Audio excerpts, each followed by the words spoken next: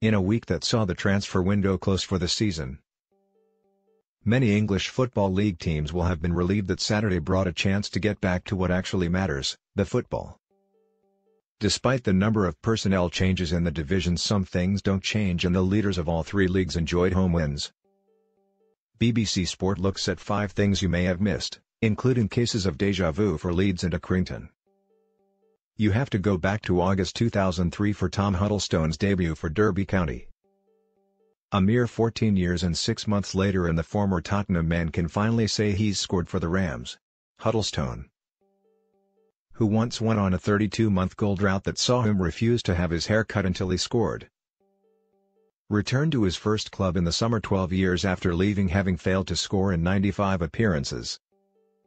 His first 29 games back with the Rams went the same way before he finally broke his duck with topping from 2 yards in his side's comprehensive 3-0 win over Brentford. Thankfully for the ex-England man, it's some of the club's backroom staff who will be having impromptu haircuts this time. I was getting a bit nervous because I'd never scored. Thankfully I have now and it put us on track for an important win, he told BBC Radio Derby. I've been taking stick about not scoring here for 15 years. I had a bet with the doctor and the physio about me scoring, so we'll see what they look like with skinheads on Monday now. You could have excused Blackburn Rovers fans for travelling to Plymouth Argyle in expectation rather than hope. Tony Mowbray's side went second in League One with a 3-1 win over Walsall on Tuesday, a victory that extended their unbeaten league run to 18 matches. However, the improving Pilgrims made light work of the former Premier League winners thanks to first-half goals from Ruben Lemieux and Ryan Taylor. Derek Adams' team were bottom of the table at the start of December, but a strong run of form means they are now up to 11th.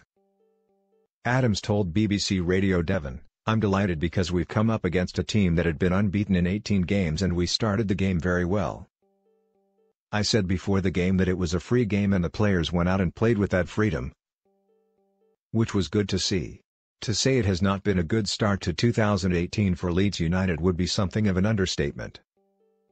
The Elland Road side have been knocked out of the FA Cup at League Two. Newport been forced to do a redesign of their proposed new crest after thousands of complaints and are now without a win in their last 7 matches.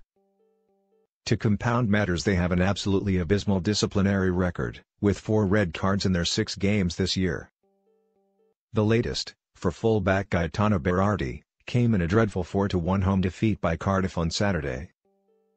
"I'm disappointed with the situation," Berardi's sending off, because he already had 1 yellow card when he went down to the ground. "He should have been more intelligent in that situation," boss Thomas Christiansen told BBC Radio Leeds.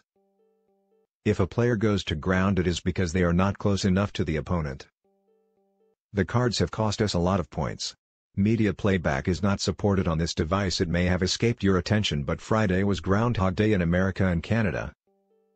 It may have escaped your attention, but Friday was Groundhog Day in America and Canada," etc. The tradition where the shadow of Groundhog Punxsutawney Phil is used to predict how much longer winter will last was made famous by the 1993 film starring Bill Murray as a weatherman forced to relive the same day over and over again. It might not be reaching Groundhog Day levels just yet, but Accrington's win over Stevenage on Saturday was strikingly similar to their last home win against Port Vale in January. In both games, Stanley have been 2-0 down at the break, with Sean McConville scoring their first, Billy Key their second and McConville their winner.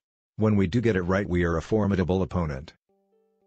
We need to get it right more often," manager John Coleman told BBC Radio Lancashire. Wycombe looked to be cruising to a 5th straight league win when they went into the break 2-0 up against Carlisle thanks to goals from Matt Bloomfield and Luke O'Neill. However, O'Neill's red card just after the interval gave Danny Granger the chance to reduce the arrears from the spot.